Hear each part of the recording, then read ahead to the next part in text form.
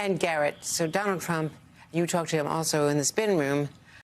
He landed some blows last night, especially when he turned Harris's own words from past debates against her.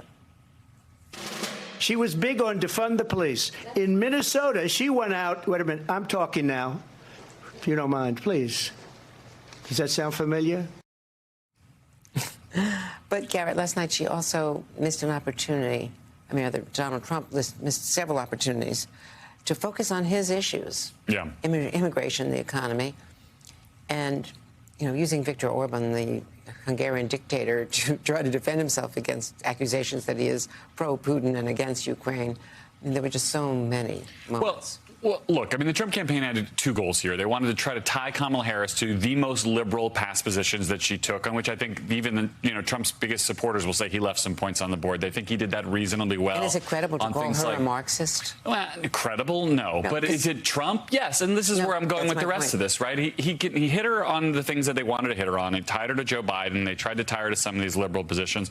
But he also was Trump. And there's certain things where he's just not going to change. Viktor Orban comes up in probably every rally and certainly every interview. Of course Trump was going to bring him up last night. There was no way that could be prepped out of him. Likewise, the idea that he wouldn't chase her on crowd sizes. The Trump campaign sort of knows there's only so much they can do to keep him in kind of a narrower lane than the person he always is. And so that's what voters got to see last night. That is the unfiltered Trump. There are some people in his orbit who think that's good for him. I think the Harris campaign thinks it's also good for them. But I think the broad consensus when I've talked to Trump supporters, Trump allies, Trump staff, is that there is more he could have done. And I think there'll be a very hot debate in Trump world about whether they want to do this again with another debate somewhere down the line. And preparation matters.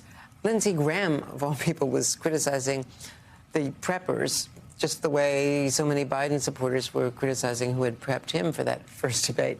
Well, I think Lindsey was upset about the foreign policy. I mean, think about it. Matt Gaetz and Tulsi Gabbard couldn't be more polar opposite. That's a good point. So I think that was his frustration over the former president's inability to say he wanted Ukraine to win the war. So knowing where his one-track mind is, and I say this with respect to Senator Graham, I think that's, and so he's... But that's not prep, that's Trump. Oh, well, that's what I would say, but of course, typical, you can't attack the leader, so who do you attack? Right. The two easy marks, Tulsi Gabbard and Matt Gaetz. And, Monica, you know Philippe Reines from covering Hillary Clinton, as do I, from the Clinton world, the State Department under Clinton.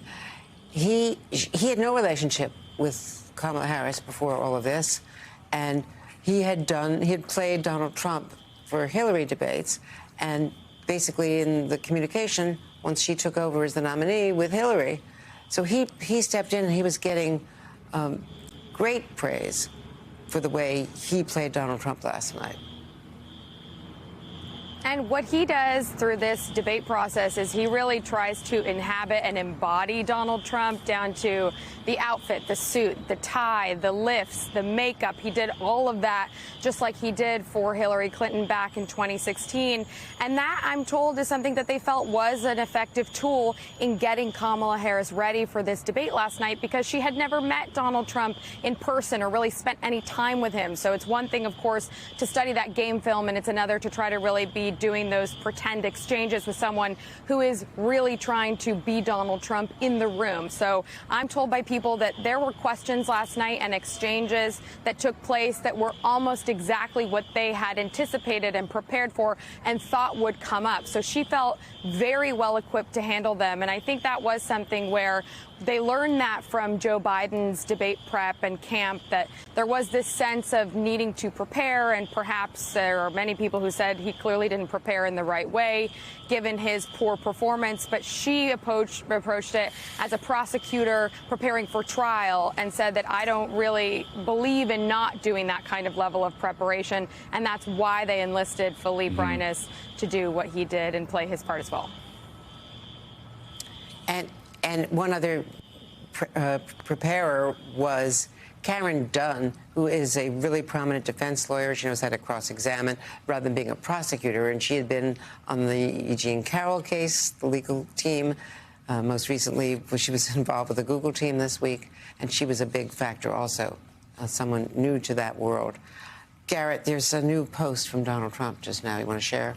Yeah, Donald Trump on Truth Social posting about the possibility of another debate, which we were just discussing. He writes in part, let me bring it up here. Oh, good, we've got it. In the world of boxing or UFC, when a fighter gets beaten or knocked down, they get up and scream, I demand a rematch. I demand a rematch. Well, it's no different with the debate. She was beaten badly last night.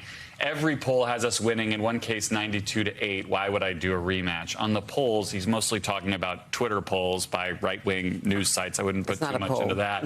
But look, I mean, this is a complete reversal from Donald Trump, who had previously pre-agreed to any time, any place, anywhere. He'd agreed to debates on ABC, NBC, Fox News. Now he's walking that back. It is a complete and total reversal of his position on this. I do think if you made me bet on it, Trump will be goaded into participating into another debate, because the stakes of not showing up after this will be very hard for him to So I believed that Chris LaCivita was going to jump on debate invites like they were grenades. Yeah. Right. I would never have put him up against her. But the only way to convince him not to do it is to make him think he won. So how much, I'm curious, do you think the campaign team is trying to tell him, you were great, you did great, you don't need to do this again? Because if they had all hint he wasn't good, then he might do this again. And it would be another.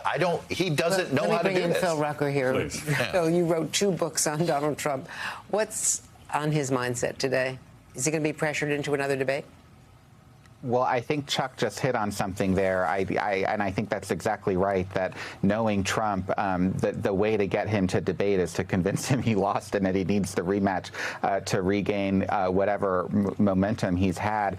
But look, I think, it partly depends on whether the Harris camp is willing to do something with Fox News.